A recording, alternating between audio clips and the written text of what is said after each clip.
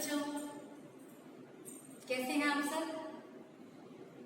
आप ये चित्र देखकर समझ गए होंगे कि आज हम कौन सा चैप्टर पढ़ने वाले हैं, है ना? जी हाँ, ये बिल्कुल आग दिख रही है, लग रही है आग।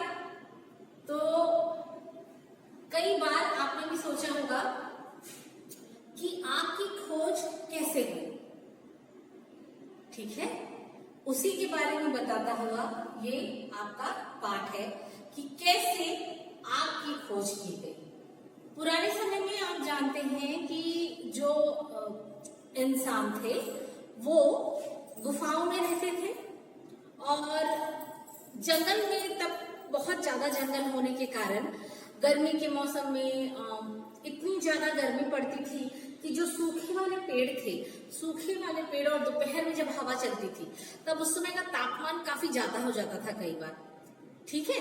गर्मी में जब धूप पड़ती तो आप जानते सब तरफ एकदम सूखा सूखा, सारे पेड़ पौधे सारी चीजें सूख जाती हैं और जब सूख जाती हैं तब उनके बीच में आपस में घर्षण होता है। घर्षण मतलब जब हवा चलती है तो पेड़ पौधों की डालियां पत्तियां सब इधर उधर हुई हिलती हैं, तो जैसे वो हिलती हैं तो आपस में टकराती है तो उनमें घर्षण होता है।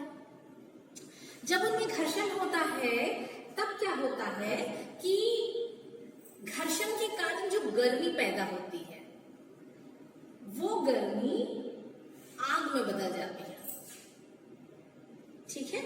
वो गर्मी जब आग में बदल जाती है तब वो बहुत, चूंकि गर्मी के मौसम में आपको पता है सूखे पेड़ पौधे जो होते हैं वो बहुत ज्यादा होते हैं, गर्मी के कारण पानी नहीं मिलने के कारण सब सूख गए होते हैं। तो उस कारण क्या होता है कि बहुत जल्दी से आग बढ़ते जाती है, ठीक है? तो आग जब बढ़ती गई होगी पहले के समय में, तो मानव तो जब गुफा में रहता होगा तो जरूर से उसको डर लगता होगा, है ना? क्योंकि गुफा में तो रात में एकदम अंधेरा हो जाता है और अंधेरे में देखना तो संभव है नहीं हमारे लिए। हल्की सी एक रोशनी हमको जरूरी होती है ताकि हम कुछ चीज देख सकें, और उस वक्त चांद के अलावा रात में और कोई तरीका नहीं था देखने का। लेकिन चांद के होने के बावजूद भी पेड़ पौधे इतने ज्यादा होते थे कि उसमें देखना बहुत मुश्किल हो जाता था। तो इस कारण जब आग लगती थी, और आग लगने के कारण मैंने अभी जैसे आपको बताया कि गर्मी के दिनों में पेड़ पौधों में आपसी घर्षण होता था हवा के कारण, और जिसके कारण आग लग जाती थी। तापमान भी गर्म होता था तो तापमान भी सहायता करता था, और आप जानते हैं कि ऑक्सीजन जो हमारे वातावरण में होती है वो ऑक्सीजन भी आग को जलाने में सहायक होती है और आग को फैलाने में भी सहायक होती है। तो होता कुछ ऐसा है कि जैसे ही पेड़ों में घर्षण होता था और पेड़ों में आग लगती थी, तो चूंकि मौसम की गर्माहट और ऑक्सीजन की उपस्थिति, ये दोनों चीजें बहुत तेजी से आग को फैलाती हैं। और यदि उस वक्त हवा चल रही है तब तो आप बिल्कुल मान के चलिए कि छोटे छोटे टुकड़े जो पेड़ पौधों के हैं और सूखे पत्तों के, सूखे डालियों के कारण या सूखे घास वास के कारण जो हवा में इधर उधर और फैलते थे, उसके कारण क्या हो जाता? बहुत तेजी से आग बहुत दूर तक फैल जाती थी, ठीक है? आग में आप जानते हैं यदि ठंड के दिनों में आग बढ़ रही है या आग लगी है तो हमें उससे गर्मी मिलती है, वो तो हम आज जानते हैं। लेकिन उस वक्त आप देखते थे कि वो चमक देख करके लोग स्वाभाविक रूप से डर जाते होंगे, इसलिए पहले के लोग आग से बहुत ज्यादा डरते थे। और उसके बाद धीरे धीरे जब उन्होंने उसके बाद देखा होगा कि आग जलने के बाद या आग बुझने के बाद, मान लीजिए पानी गिरा या अपने आप धीरे धीरे आग शांत हो गई जब, तो उसके बाद जब वो जाते थे तब उनको क्या बोलते, बहुत सारे जीव जंतु मिलते होंगे। जीव जंतु इसलिए मिलते होंगे क्योंकि जो नहीं दौड़ पाए, जो नहीं वो कर पाए और किसी कारण से आग में फंस गए, वो जल जाते होंगे। उनका जो मांस रहता होगा वो जब उन्होंने खाया होगा पहली बार, तब उनको लगा होगा कि अरे पका हुआ मांस स्वादिष्ट होता है, चबाने में आसानी होती है, और इस तरीके से उनको पके हुए मांस की समझ आई होगी और भोजन के लिए वो उस तरीके का एक समझ उनमें कहना चाहिए कि धीरे धीरे धीरे धीरे वो समझ उनमें विकसित हुई होगी कि पका हुआ मांस और खासकर आग में पका हुआ मांस ज्यादा स्वादिष्ट होता है और साथ ही नरम होता है, ताकि उसको तोड़ने में और चबाने में और पचाने में दोनों में जो ऊर्जा है हमारी वो कम लगती है। ठीक है, इसके साथ ही साथ और भी एक चीज हुई होगी जो हमारा अंदाजा है और जो हम सोचते हैं या हमें जो प्रमाण मिले हैं उसके आधार पर हम जो ये जानते हैं कि उसके बाद उन्होंने एक चीज देखा होगा, यदि रात तक आग रहती होगी तो उन्हें दिखता होगा कि आग से जो रोशनी आती है उससे हम देख सकते हैं। तो उनमें देखने की समझ या आग के कारण जो चमक उत्पन्न होती है उसकी समझ उनमें विकसित हुई होगी, है कि नहीं। और साथ में यदि मान लीजिए, चूंकि उस वक्त क्या बोलते हैं, ये बात तो पक्की है कि बहुत ज्यादा जंगल है, जंगल के कारण मौसम में ठंडक रहती ही होगी। और यदि मान लीजिए किसी कारण से आपकी तबीयत खराब है, आपको ठीक नहीं लग रहा है, या आप ज्यादा भीग गए हैं, या किसी कारण से आपको कोई परेशानी हो रही है, तो भी इतना तो होता होगा कि हुआ होगा, या ये हम उम्मीद करते हैं कि वो जब उस वक्त जब उनको आग लगी होगी तब उनका शरीर गर्म हो गया होगा, है ना। जब वो संपर्क में आए आग के, और जब मान लीजिए उनको ठंड लग रही, तब यदि उनके पास आग रही हो और तब उन्होंने आग का उपयोग किया हो तो उनको गर्मी भी मिली होगी उससे। तो इस तरीके से उन्होंने आग के फायदे धीरे धीरे उनके अंदर विकसित हुए होंगे कि आग से इतने सारे फायदे हैं, है ना। उसके बाद उनमें से किसी ने हो सकता है कभी देखा हो कि ऐसे दो इनके बीच घर्षण होता है। ये चीजें भी बहुत बारीकी से देखनी पड़ती है, तब हमको पता चलता है। या उनको इतना समझ में आ जाता होगा कि गर्मी जैसे जैसे बढ़ते जाती है वातावरण में और मौसम में, जैसे गर्मी बढ़ती है उस वक्त किन किन चीजों से सावधानियां रखनी चाहिए। क्योंकि सीधी सी बात है, आज भी यदि हम में वो चीजें आज भी हैं कि यदि हमको किसी चीज से परेशानी होती है ना, या मान लीजिए जैसे ये आप आज भी जानते हैं, कोई स्विच हम ऑन करते हैं और हमको यदि करंट लगता है तो हम जब एक बार करंट हमको लगेगा, लेकिन दूसरी बार जब हम वो स्विच ऑन करने जाएंगे तो हम पहले से सतर्क हो जाएंगे, हम पहले से सावधानी रखेंगे। क्या सावधानी रखते हैं? हम स्लीपर पहन का उपयोग करते हैं, है ना। हम अपने हाथ में प्लास्टिक से उसको ऑन करते हैं या लकड़ी से ऑन करते हैं उस स्विच को, ताकि हमको दोबारा करंट ना लगे। ठीक है, तो इस तरीके की जो चीजें होती हैं वो धीरे धीरे धीरे धीरे विकसित होती हैं, हम अपना बचाव करना सीखते हैं। तो यही सारी बातें लेखक बताना चाहते हैं कि शायद इस तरीके से हुआ होगा, और फिर उसके बाद धीरे धीरे लोगों ने आग को अपनाया होगा, और फिर उसके बाद आग से उन्होंने और भी चीजें अपने बेहतरी के लिए, मतलब आग का उपयोग हम और कितना बेहतर तरीके से कर सकते हैं उसको जाना होगा।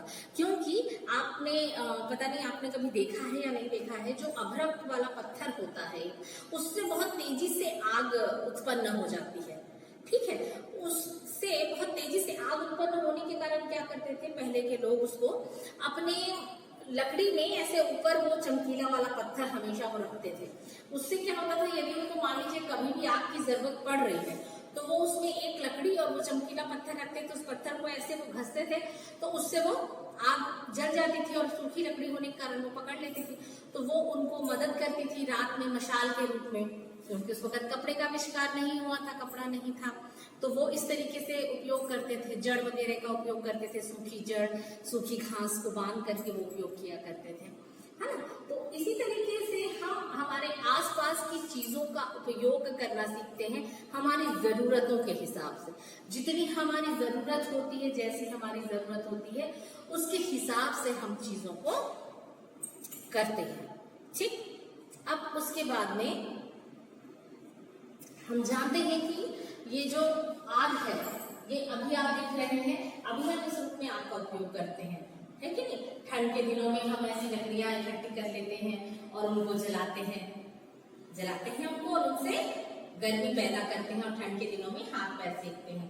कई बार कई लोगों के यहाँ, यदि जिनके यहाँ गैस नहीं होती है या गैस खत्म हो जाती है, या किसी कारण से मान लीजिए कई लोग जो पिकनिक वगैरह मनाने जाते हैं बाहर, वो लोग भी क्या करते हैं, ऐसे पत्थर रख के और सूखी लकड़ियां इकट्ठी करके, जला करके, उसमें खाना बना के उसमें खाते हैं ना।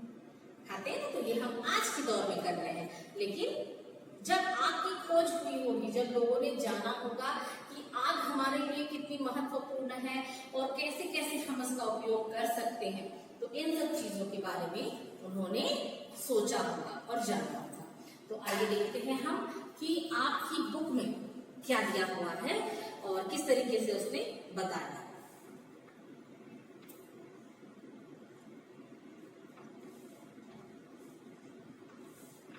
जैसे हजारों वर्ष पहले की बात है, तब दुनिया इस रूप में नहीं थी। चारों ओर घने जंगल थे, उसमें भयानक जानवर रहते थे और इंसान यानी आदमी भी जंगल में ही रहता था। तब भोजन की खोज में जगह जगह भटकता था, जानवरों को पकड़ता और उसका कच्चा मांस खाता था, है कि नहीं? जैसे क्योंकि उसने ऐसा वो क्यों करता था, उसे ये नहीं पता था कि उसके लिए फल है, उसको ये नहीं पता था कि उसके लिए और भी दूसरी खाने की चीजें हैं। तब वो क्या करता था, क्योंकि उसने शुरू से जब भी वो पैदा हुआ होगा और अपने आसपास उसने जानवरों को देखा होगा, तो जानवरों को उसने खाने के लिए क्या करते देखा होगा, एक बड़े जानवर छोटे जानवर को मारकर खाते। ठीक है, वही चीज इसने भी देखी होगी, तो इसने भी अपनी जो जिंदगी शुरू की होगी और खाने की जरूरत तो हर किसी को पड़ती है, तो इसने भी क्या किया होगा, अपने से छोटे जानवरों का वध किया होगा और अपने से छोटे जानवरों को मारकर उसका मांस खाया होगा बाकी लोग को देख करके। ठीक, एक बार वह शिकार के लिए जा रहा था। जानवरों को मारने के लिए उसने छोटे छोटे टुकड़े पत्थरों के करने चाहिए। जब उसने पत्थर से पत्थर को मारा तो चमक निकली। ये हम सोच सकते हैं क्योंकि सीधी सी बात है, पत्थर वगैरह तो होते ही थे और हम अपने बचाव के लिए, हम अपने उपयोग के लिए, हम किसी को कुछ मारने के लिए या हर्ट करने के लिए या किसी भी तरीके से, यदि मान लीजिए उसके दिमाग में आया होगा और उसने उठा करके वो चीजें ऐसी फेंकी होगी, है ना, या पत्थर से ऐसे टुकड़े करने चाहे होंगे, छोटे पत्थर को ऐसे ही खाली बैठे बैठे कुछ सोच रहा होगा और ऐसे लेकर के बस उसने ऐसे मारा होगा। मान लीजिए ऐसे भी मारा होगा तो सीधी सी बात है कि उसमें से जो चिंगारी निकलती, जब दो पत्थर आपस में टकराते हैं तब उनमें से जो चिंगारी निकलती होगी, उसको देख करके वह एकदम डर गया होगा और उसकी समझ में कुछ नहीं आया होगा। फिर से जब उसने पत्थर मारा तो कुछ चिंगारियां जाकर नीचे गिरी होगी, जिससे घास जलने लग गई। समझ में आया ना? मतलब फिर से एक बार जब पत्थर मारा तो बहुत जोर से चिंगारी निकली तो वो छोड़ दिया उसको। दोबारा फिर से उसने देखा होगा कि मैंने जो किया वो सही था कि नहीं, तो हो सकता है उसकी चिंगारियां जो होंगी वो नीचे सूखी घास पर गिरी होंगी, जिससे घास जलने लग गई होगी। आदमी उसे हसरत से देखने लगा। उसे रोशनी और गर्मी दोनों का अनुभव हुआ। वही चीज मैंने आपको बताई थी, जब हम गुफा में रहते हैं और गुफा में ही हो सकता है उसने रात में कभी ऐसा कुछ किया हो, एक पत्थर से उसके हाथ में कुछ पत्थर आया होगा, उस पत्थर से दीवार के किनारे के पत्थरों को उसने मारा होगा, तो उसने देखा होगा कि शायद इसमें से आग निकल रही है। और यदि मान लीजिए वहां सूखी घास कभी उसने ला के रखी हो और वही जब ऐसे पत्थर मार रहा हो और चिंगारी निकली, वो चिंगारी नीचे घास में गिरी और वो घास जलने लग गई, तो वो एकदम अचरज हो गया होगा। और साथ ही साथ यदि वो अंधेरे में रहा होगा तो उसने देखा होगा कि उस अंधेरे में उसको रोशनी दिखी, आग जैसे ही जली होगी वैसे उसको सब कुछ दिखने लग गया होगा। और साथ ही साथ यदि उसको ठंड लग रही होगी तो उसको गर्मी का भी एहसास हुआ होगा। तो ये सारी चीजें देख करके उसको बहुत खुशी हुई होगी, क्योंकि भाई सीधी सी बात है, यदि हम परेशानी में हैं और हमको हमारी मदद के लिए कोई चीज मिल जाती है तो हमको बहुत खुशी होती है। तो वैसे ही यदि मान लीजिए उसको सर्दी लग रही होगी और आग जल गई तो उसको क्या हुआ होगा, गर्मी का अनुभव हुआ होगा। उसे कुछ दिख नहीं रहा था और रोशनी के कारण, आग की रोशनी के कारण उसे दिखने लग गया तो भी उसे बहुत अच्छा लगा होगा। तो इस तरीके से दोनों ही चीजें उसके लिए बहुत फायदेमंद थी। तब उसे एक उपाय मिल गया सर्दी से बचने का और उसने उस आग को बुझने नहीं दिया होगा। हो सकता है ना ऐसा कि एक बार जब उसने देखा कि ऐसे सूखी सूखी घास जलने लग गई है तो उस तरीके से वो बाहर से लेके आया होगा और उसको जला के रखा होगा। ऐसा कर सकता है वो, क्योंकि उससे उसको गर्मी मिल रही है और अंदर गुफा के अंदर जहाँ कोई रोशनी नहीं आती वहां उसको रोशनी भी मिल रही है उससे। एक दिन जब वह आपके सामने बैठकर कच्चा मांस खा रहा था तब अचानक एक मांस का टुकड़ा आग में गिरकर भुन सा गया। उसने उसे उठाकर खाया, जो उसे बहुत स्वादिष्ट लगा। वह बहुत खुश हुआ। अब तो वह आग को बनाए रखने की उसकी इच्छा और तेज हो गई और इस तरह मनुष्य ने आग की खोज की।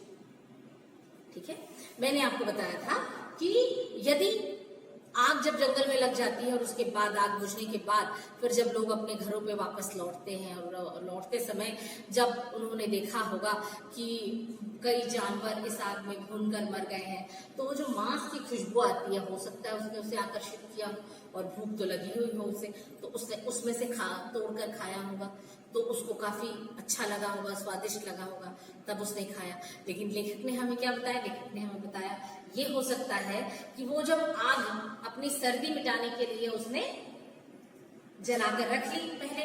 अब जब जलाते जलाते जब वो मांस का टुकड़ा खा रहा होगा और वो मांस का टुकड़ा अचानक खाते खाते उसके हाथ से उस आग में गिर गया।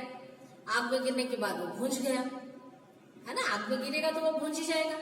फिर उसके बाद उसमें से उसने निकाला होगा और फिर खा के देखा होगा वो मांस का टुकड़ा, तो उसको बहुत स्वादिष्ट लगा होगा, नरम लगा होगा और भुंजा हुआ मांस अलग लगा होगा।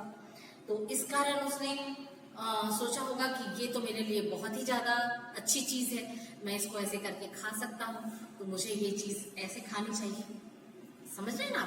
और इस कारण उसकी इच्छा और तेज हुई होगी आग को अपना बनाने की यानी आग को अपने कब्जे में रखने की, अपने हिसाब से जलाने की, अपने हिसाब से बंद करने की, अपने हिसाब से उपयोग करने की, ये सारी इच्छाएं उसकी एकदम तेज हो गई होगी। इस तरीके से आग की खोज हुई। आग का पता तो चला और उसकी उपयोगिता भी, मगर उसे जलता कैसे रखें? मतलब समझ रहे हैं ना? एक बार अचानक उसने पत्थर से ऐसे पत्थर मारा, चिंगारी गिरी और आग लग गई, तो वो तो उसके लिए एक ब्रेकर जैसा हो गया, है कि नहीं, एक जादू हो गया उसके लिए। लेकिन अब उसके सामने क्या समस्या थी कि अब उस आग को वो कैसे जलाए, जब चाहे तब कैसे जलाए। यह प्रश्न आदमी के सामने एक समस्या की तरह खड़ा था। उसने एक पत्थर को दूसरे से रगड़ा तो आग उत्पन्न हुई। ऐसा कई बार करने पर आदमी इस नतीजे पर पहुंचा कि पत्थरों को आपस में रगड़ने से वह जब चाहे तब आग पैदा कर सकता है। समझ आया आपको? मतलब कि आदमी ने एक बार तो उसको याद आ गया कि उसने ऐसे पत्थर को पत्थर से मारा था तो उसको आग उत्पन्न हो गई थी। वैसे ही जब उसने कई बार ऐसा किया होगा, क्योंकि एक बार से ऐसे करने से तो आग जल नहीं जाती है तुरंत, जब कई बार और दूसरे दूसरे पत्थरों पे उसने ये चीजें देखी होंगी, आजमाई होंगी, तो उसमें उसने देखा होगा कि अलग अलग पत्थरों में आग अलग अलग तरीके से लगती है। तो इस तरीके से जब उसने कई बार ये देखा होगा, कई बार वो किया होगा, अलग अलग पत्थरों पर उसे पत्थरों को रगड़ा होगा, तब उसे समझ में आया होगा कि हम इसे कभी भी पैदा कर सकते हैं, ऐसे दो पत्थरों को आपस में रगड़ कर, यानी हम इसको अपने काबू में रख सकते हैं, जब हमको चाहिए तब हम इससे पैदा कर सकते हैं। ठीक है? वह चकमक पत्थर था और उसे आदमी ने बहुत ज्यादा संभाल कर रखा।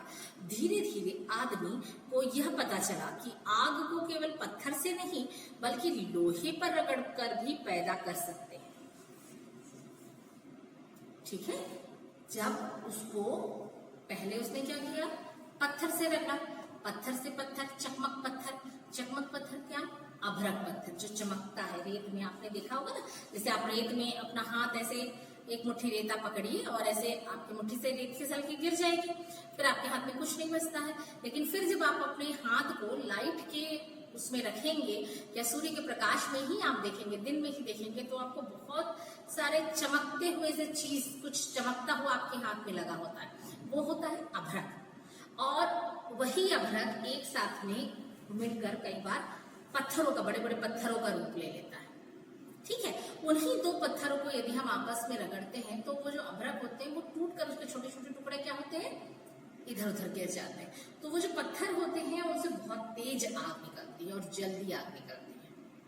ठीक है? अब लेखक ने बताया हमको कि जैसे उसने पत्थरों के बारे में जान लिया, उसके बाद धीरे धीरे धीरे धीरे धीरे धीरे उसने ये भी जाना कि लोहा जो होता है, लोहे पे भी यदि हम वो पत्थर रगड़ते हैं तो क्या निकलती है, आग पैदा होती है। आदमी ने सरलता से आग पैदा करने का तरीका अपनाया। आज भी गांव वाले इस प्रयोग को काम में लाते हैं। बहुत सारे गांवों में जहां पर आज भी कुछ परेशानियां होती हैं या बहुत ज्यादा जो विकसित नहीं हुए हैं, पहाड़ों पर रहते हैं या जंगलों में जो लोग रहते हैं, वो लोग आज भी इस तरीके को अपनाते हैं। वे बांस की नली में डोरी को रखते हैं और चकमक पत्थर को लोहे के टुकड़े से रगड़कर आग पैदा कर सकते हैं। ठीक है, तो गांव में किस तरीके से किया जाता है, बांस की जो नली होती है उसमें क्या डाली जाती है, डोरी डाली जाती है और चकमक पत्थर को लोहे के टुकड़े से रगड़ते हैं। ठीक है, लोहे के टुकड़े से उस पत्थर को ऐसे रगड़ते हैं जिससे क्या हो जाती है, आग पैदा हो जाती है। समझ आ गया आपको? ओके, आग का उपयोग करते करते आदमी ने दिया सलाई का आविष्कार किया होगा। दिया सलाई यानी माचिस। ठीक है, दिया सलाई यानी माचिस। उसके बड़े बड़े कारखाने लगे। राजस्थान के कोटा में दिया सलाई का एक मशहूर कारखाना है। ठीक है, ये बहुत बाद की बात है, ये शुरुआत है और ये बहुत बात, जब आदमी ने काफी ज्यादा विकास कर लिया था तब कारखाने बने और कारखानों में दिया सलाई यानी माचिस बनने लगी। तो इन्होंने यहाँ पर क्या बताया है कि राजस्थान के कोटा में एक दिया सलाई का बहुत ही मशहूर कारखाना है। आज हमारे लिए आग जलाना बहुत ही सरल हो गया है, पर जब हम यह सोचते हैं कि यदि आग नहीं होती तो हम क्या करते, तब इस खोज का महत्व हमारी समझ में आता है। महत्व, आग की खोज प्रकृति पर मनुष्य की बहुत बड़ी जीत है। एक तरीके से देखा जाए तो ये एकदम सच है। हम आज यदि ये सोचे कि यदि आग नहीं होती तो क्या होता, क्या हम आग के बिना जी सकते? आज भी हम आग को अपने काबू में रखकर जीते हैं। हम आग अपने पॉकेट में लेके चलते हैं, कह सकते हैं। आज हमारे पास, भगवान के पास एक अलग माचिस होती है। माचिस का पूरा हमको बड़ी आसानी से, बहुत सस्ते में हमको माचिस उपलब्ध हो जाती है और एक माचिस की तीली से हम बहुत कुछ जला सकते हैं। आप जानते हैं इस चीज को। आज हम आग को अपने पॉकेट में रखकर घूम रहे हैं, लेकिन यदि ये हमारे पास नहीं होती तो क्या हम इतनी उन्नति कर पाते? क्या हम इतनी सारी चीजें कर पाते? नहीं। इस कारण ही हमें पता चलता है कि आग की खोज कितनी महत्वपूर्ण रही हो। जिसने पहले, सबसे पहले आग को जाना होगा, आग को अपने काबू में किया होगा, आग की उपयोगिता समझी होगी, वो कितना महान होगा।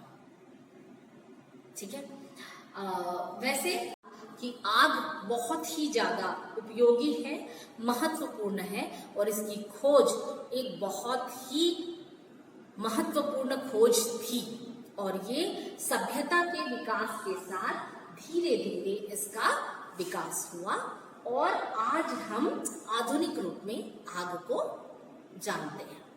ठीक है, अगर आपके भी मन में कोई कहानी इससे संबंधित आती है या आपको लगता है कि कोई ऐसी चीज जो आग को या आपके कल्पनाओं में है और आप उसे शब्दों में डालना चाहते हैं, तो आप चाहें तो एक छोटी सी कहानी इस पर लिख सकते हैं। ठीक है, कि आपके हिसाब से आग की खोज कैसे हुई होगी।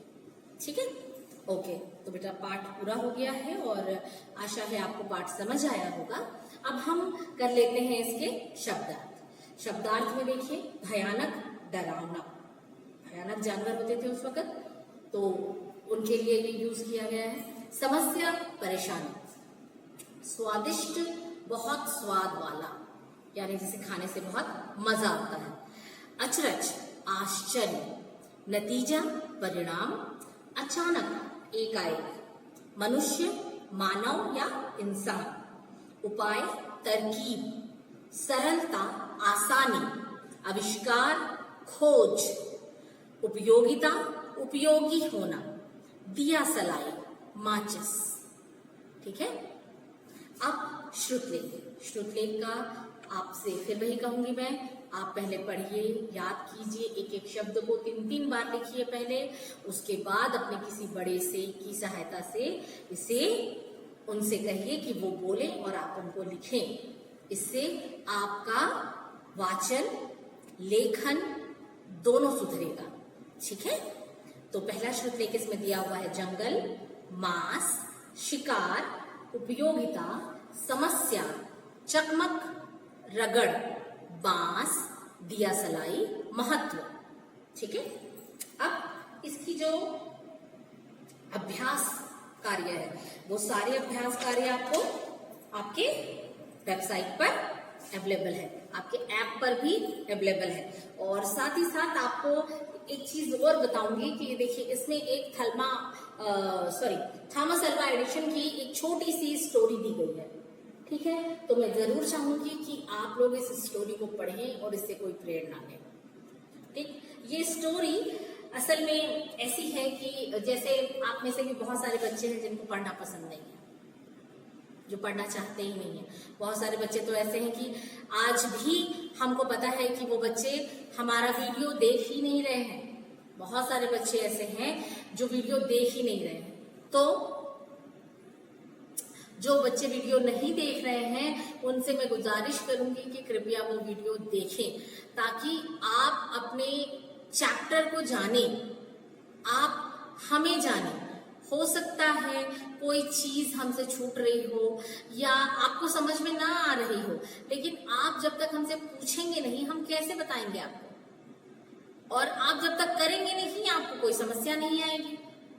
तो आप प्लीज, हम सभी की रिक्वेस्ट है ये कि आप सभी वीडियो देखें और फिर हमें बताएं कि आपको क्या परेशानी हो रही है।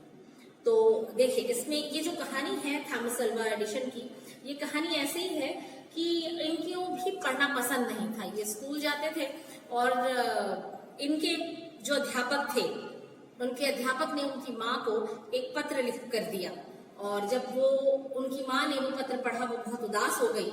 लेकिन जब क्या बोलते हैं, उन्होंने पूछा, थॉमस ने पूछा जब माँ से कि माँ ऐसा क्या लिखा हुआ इस पत्र में कि आप पढ़कर इतना आपका चेहरा इतना मुरझा गया, तब उन्होंने कहा कि बेटा, उन्होंने तुम्हारे लिए जो लिखा हुआ है वो मैं तुम्हें पढ़कर सुनाती हूँ कि आपका बेटा बहुत ही बुद्धिमान है, इसके लिए हमारा विद्यालय बहुत छोटा है, यहाँ इसके लायक कोई अध्यापक नहीं है, इसलिए अगर हो सके तो आप इसे खुद ही पढ़ाइए।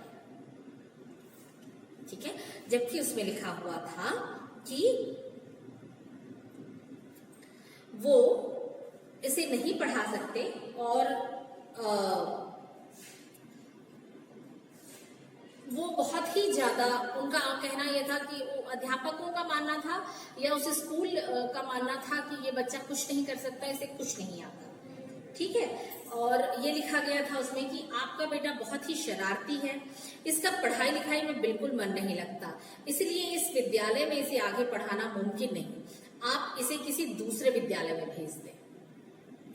ठीक है, लेकिन माँ ने जब इस शिकायत को बेटे की खूबी के साथ में बताया, तब अपनी माँ की बातों पर वह विश्वास करके, यकीन करके, घर में पढ़कर, खुद से पढ़कर उन्होंने काफी सारे आविष्कार किए और एक ऐसा नाम कमाया पूरी दुनिया में कि आज भी हम उनको याद करते हैं और उनके द्वारा किए गए आविष्कारों का उपयोग करते हैं।